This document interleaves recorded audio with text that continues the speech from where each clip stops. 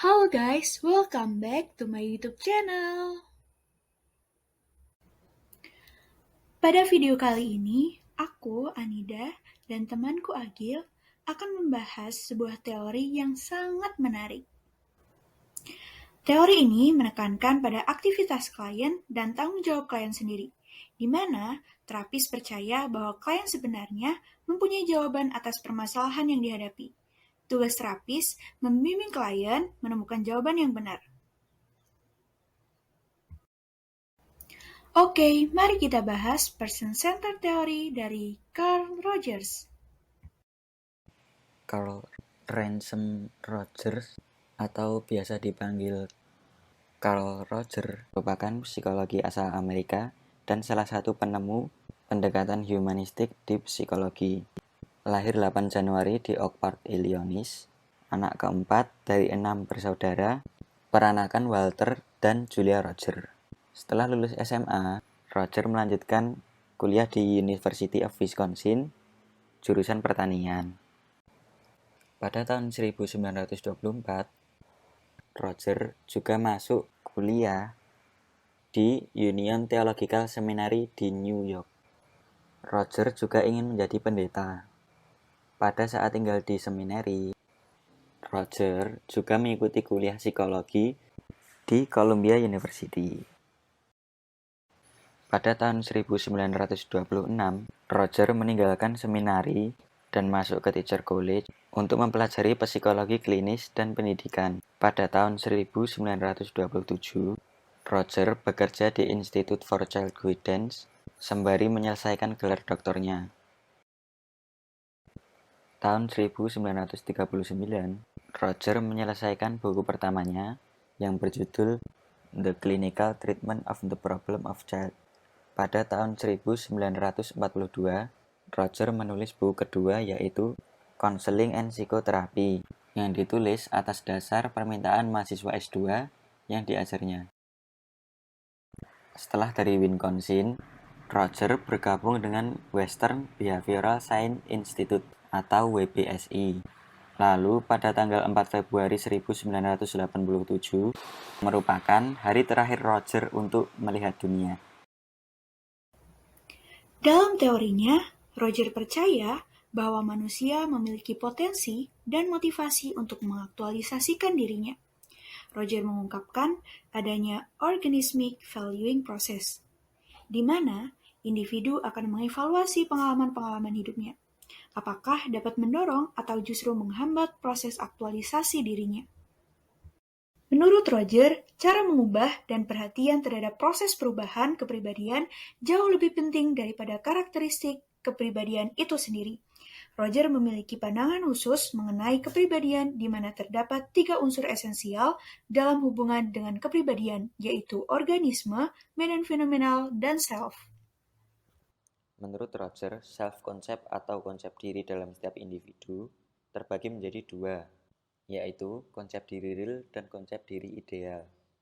Konsep diri real atau real self berkaitan dengan kondisi individu saat ini yang dipersepsikannya. Sedangkan konsep diri ideal atau ideal self berkaitan dengan kondisi individu yang diharapkan.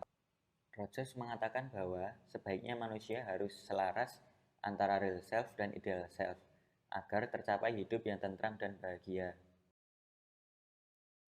Di sisi lain, setiap manusia membutuhkan penghargaan, penerimaan, dan cinta dari orang lain, atau biasa disebut dengan positive regard. Rogers membagi positive regard menjadi dua, yaitu unconditional positive regard, di mana penghargaan positif atau positive regard ini diberikan secara penuh, tidak berdasarkan pada sikap dan perilaku individu. Sedangkan unconditional positive regard, yaitu penghargaan, pengakuan, rasa diterima, itu diperoleh karena pemenuhan ekspektasi atau berdasarkan pencapaiannya. Yang tentunya conditional positive regard ini akan berpengaruh juga pada perkembangan kepribadiannya. Roger memfokuskan perhatiannya pada bagaimana organisme dan self-concept dapat dibuat kongruen. Karena semakin lebar jarak antara keduanya, maka semakin besar ketidakseimbangan. Semakin besar ketidakseimbangan, maka semakin besar kemungkinan terjadi inkongruen yang menjadi penyebab terjadinya psikopatologi. Terjadinya inkongruen dalam diri individu ini bisa menyebabkan orang merasa terancam dan juga cemas. Saat individu merasa terancam ataupun cemas, salah satu cara menghindarinya adalah dengan melakukan defensif atau bertahan. Ada dua macam defensif. Yang pertama yaitu denial atau penyangkalan, di mana individu menyingkirkan kenangan buruk atau rangsangan yang dapat memancing kenangan itu untuk muncul di kesadaran atau menolak untuk mengingatnya kembali. Sedangkan distorsi adalah penafsiran kembali sebuah situasi yang sama sehingga tidak lagi dirasa sebagai ancaman. Ketika pertahanan yang dilakukan seorang runtuh, individu menjadi tidak konsisten, kata-kata yang keluar tidak nyambung, dan emosinya tidak stabil, serta individu menjadi tidak punya arah dan juga pasif, sehingga perilaku yang dilakukan sering melanggar norma-norma yang ada. Roger menyebut orang yang berhasil dalam melakukan self-aktualisasi adalah orang yang berfungsi sepenuhnya atau fully functioning person, di mana orang itu yang pertama memiliki keterbukaan pada pengalaman. Yang dimaksud di sini adalah sadar akan segala pengalamannya serta terbuka terhadap perasaan-perasaan positif maupun negatif. Yang kedua adalah kehidupan eksistensional, di mana hidup sepenuhnya dan mengapresiasi setiap pengalaman yang ada. Yang ketiga yaitu kepercayaan terhadap organisme, di mana individu percaya pada dirinya sendiri, baik itu perilaku maupun perasaannya. Selanjutnya yaitu perasaan bebas, di mana bebas dalam mengambil keputusan tanpa ada batasan atau hambatan. Yang kelima yaitu kreativitas, kreatif, hidup secara konstruktif, dan adaptif dalam perubahan lingkungan. Dan yang terakhir yaitu individu selalu bertumbuh, yaitu kebutuhan terus-menerus untuk tumbuh, untuk berusaha memaksimalkan potensi seseorang. Dari penelitiannya tentang teori tersebut, Roger mengembangkan sebuah terapi yang juga berpusat pada diri klien. Biasa disebut person-centered therapy. Teori ini menekankan perlunya sikap saling menghargai dan tanpa prasangka antara klien dengan terapis dalam membantu klien mengatasi masalahnya.